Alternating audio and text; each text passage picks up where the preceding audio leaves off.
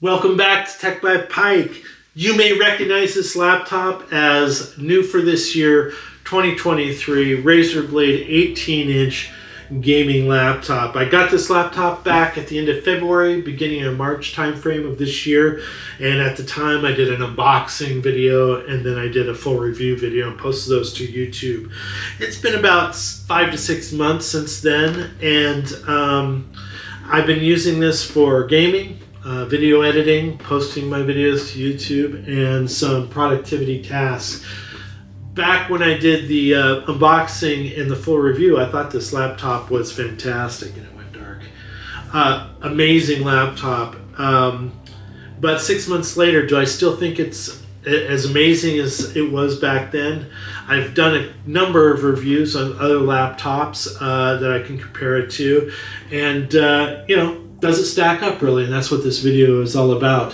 A quick review of the specs. It has an 18-inch QHD 240Hz display, 2560 by 1600.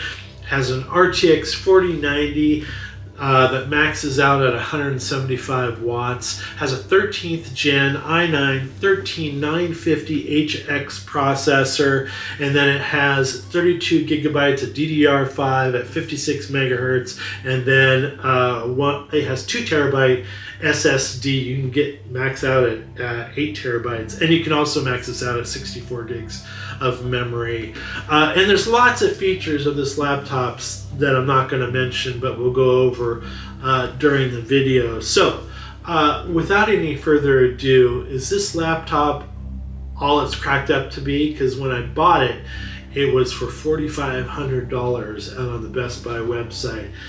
Is it still worth it? Let's get into it.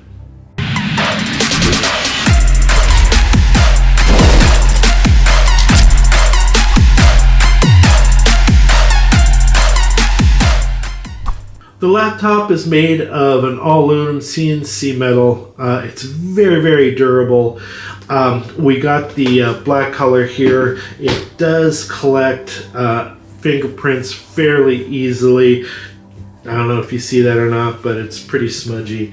And you have to carry something around like a microfiber cloth or something to clean it if you're a real stickler for not having smudges or a laptop being dirty or whatnot. They just came out with the Mercury white color on the 14, 16, and 18 inch.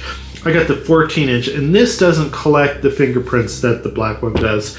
But it's Mercury white and could collect dirt just because it's so such a light color. But I haven't had that problem. So anyway, let's go ahead and check out the top here. And because there's so much real estate on this laptop, it does start to kind of wobble, bow right here towards the middle where the Razer logo serpent is. This thing lights up, by the way. Let's go and see if we can lift that up with one finger, and we can. The keyboard is really, really nice. I like the Razer keyboard. It has pretty decent travel, good clicking, and I actually like it. Precision glass trackpad here, and it's humongous, which I really like. It's an 18 inch, so there's going to be lots of real estate here to work with. I am a little disappointed that they wouldn't fit a numpad in here somewhere, but that's okay. You see the speaker grills here, and it comes with a 6-speaker array, 2 tweeters and 4 sub, and it has that 3 smart amplifier and built-in array microphone up here, which you probably can't see, so I'm going to scoot that down just a little bit. And then it also has a THX spatial audio and a 7.1 codec support. Now the THX spatial audio, I actually had to buy a separate piece of software from Razer to actually take advantage of that. It cost me, I think it was like $29.99 or $20 or something like that, to actually take advantage. And it was after I had already bought it and received the laptop. And so that was a little bit of a sore point for me, and I didn't appreciate that too much. But anyway, there you go.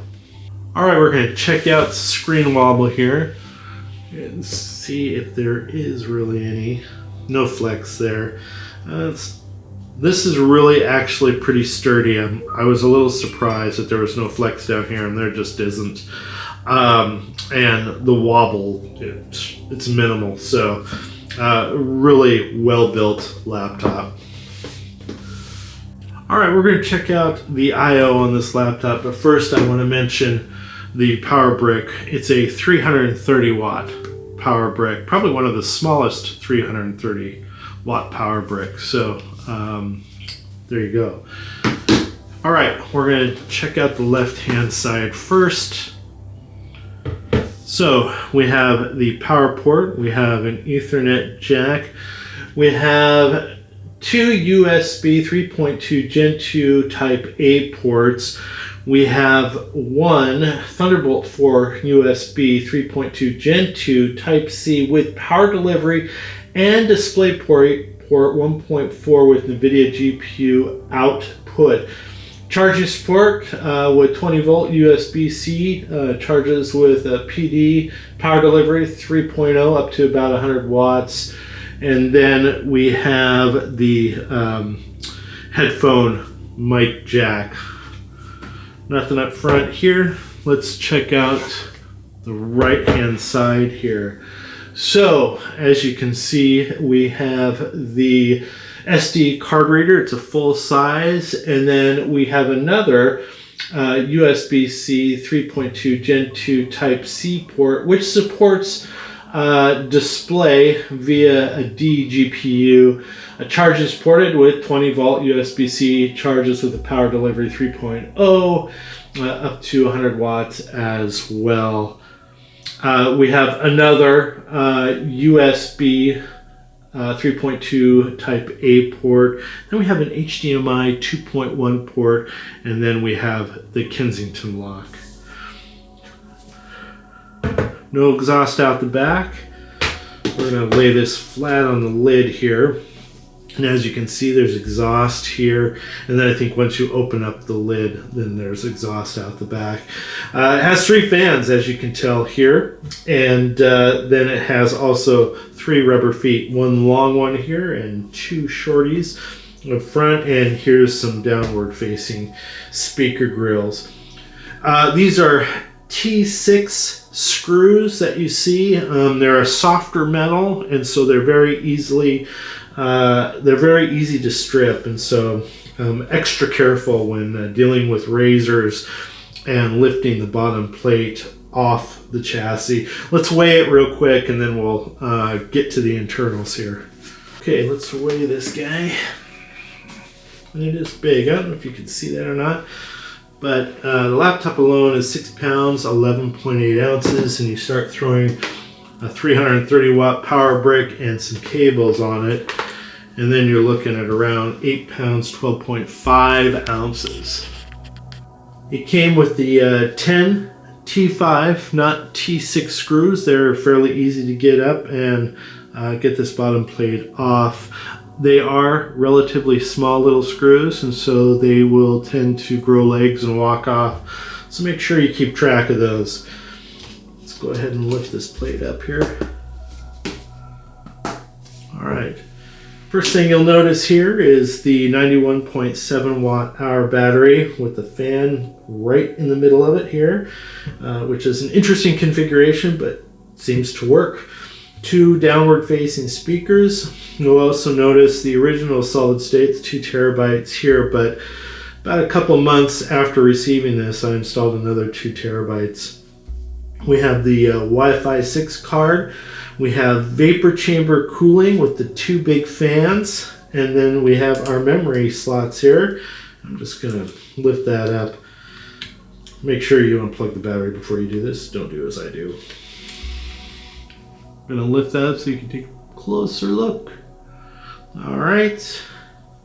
And you can slow this video down if you didn't get a good look at it. All right. Okay. I think that's it. I don't see anything else we can really talk about. But anyway, really a lot of options for upgrading. I'm going to put the bottom plate back on, and then we'll turn this laptop on and start looking at some benchmarking and some gaming.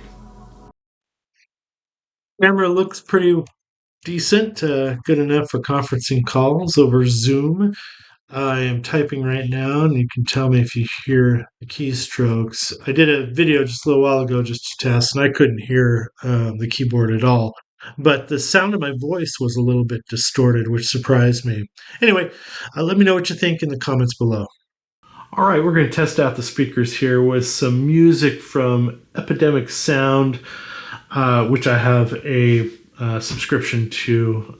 This song is Fight Club. Cushy, we're going to start out at 50% on the speakers. I am using THX Spatial, and let's hit play.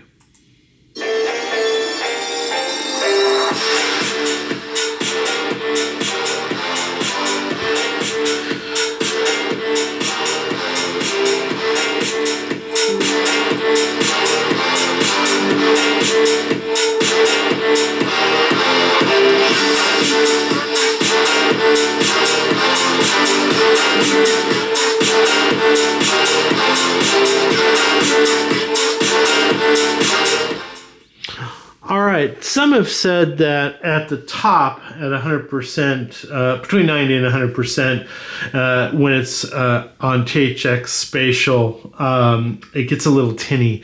I don't actually hear that. I think it sounds pretty decent. I like the speakers on this particular Razer Blade 18. So anyway, that's just my opinion. If you have others, go ahead and put them in the comments below. We're going to talk about the screen for a quick moment here on the 18-inch Razer Blade gaming laptop. It is an 18-inch QHD 240 Hz 16 by 10 2560 by 1600 screen. It also has a peak brightness of around 500 nits. We did a test with our Spider X Pro, and we got 100% of sRGB, 88% of Adobe RGB, and 99% of P3. In the Razer Synapse software, you have a number of options that you can play with to tweak the performance of the laptop, especially if you're going to do some heavy gaming. You have a number of profiles here: balanced, silent, and custom. Under the custom here, you can boost your CPU and put your GPU on high. Something else you can do here is enable CPU overclocking. Gives you a warning here.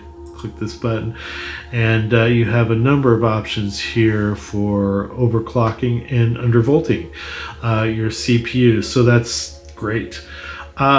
You also have a feature in here around lighting profiles for the backlighting of your keyboard, or if you have any Razer peripherals that might have some OR lights, you can set them here in the studio. And I have an external keyboard connected to the laptop right now, and I've mirrored them to look the same. Anyway, lots of fun stuff in here to discover. I highly recommend, if you're going to get a Razer laptop, go into the Razer Synapse software and check that out. We performed quite a bit of benchmarking, starting out with Cinebench. And then 3D Mark, we benchmarked with TimeSpy, Firestrike, a CPU benchmark, and then a storage benchmark. And then we moved to Geekbench 6, where we had a CPU and GPU benchmark, and then Blender, where we also had a CPU and GPU benchmark. So we're checking out the temperatures here of the keyboard while playing a AAA game. And right near the WASD keys, we're looking at 37. The fans are starting to go down because that looks like I went into some kind of mode there. But it's at 38.2 Celsius at the top over by the WASD keys, and the bottom of the screen. And then, 40 Celsius, and then down by the palm rest and the trackpad, you're looking at 25 to 26 Celsius.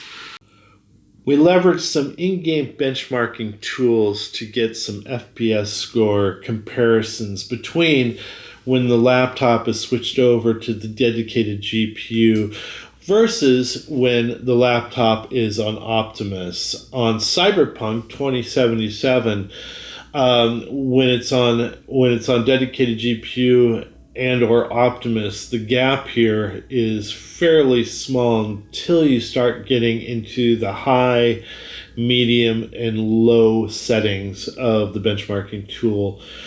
Shadow of the Tomb Raider, the scores, no matter what setting you're on, they're all very close. F1 2020 is the same. The scores are very close here. I would expect you wouldn't see a difference in performance. Red Dead Redemption, this is when the gap starts to get quite a bit larger between the dedicated GPU and Optimus, whether you're on ultra or low settings. And then Horizon Zero Dawn, this is where you see the big score gaps. It doesn't matter which setting you're on. When it's on the dedicated GPU, you get better scores and probably better performance. All right. So that is the long-term review of the 18-inch Razer Blade gaming laptop for 2023.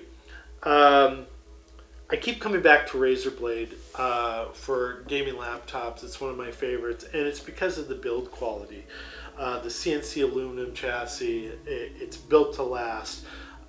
There's really no flex on this for the most part. And I just like the way it looks. The black color obviously is a fingerprint magnet, but I do have the mercury white in the 14-inch, and I don't see the fingerprint issue whatsoever on that particular laptop. So, and I know that the 18-inch comes in mercury white for the same price point. So something to consider if you're looking at an 18-inch Razer Blade laptop. Lots of opportunity for upgrading and lots of ports. The screen is amazing. I really like it. And the speakers, the sound is pretty decent. The keyboard, I like. The big trackpad here is fantastic. So lots to like about this laptop, and the full-size SD card slot is great for content creation. The only thing is the price point.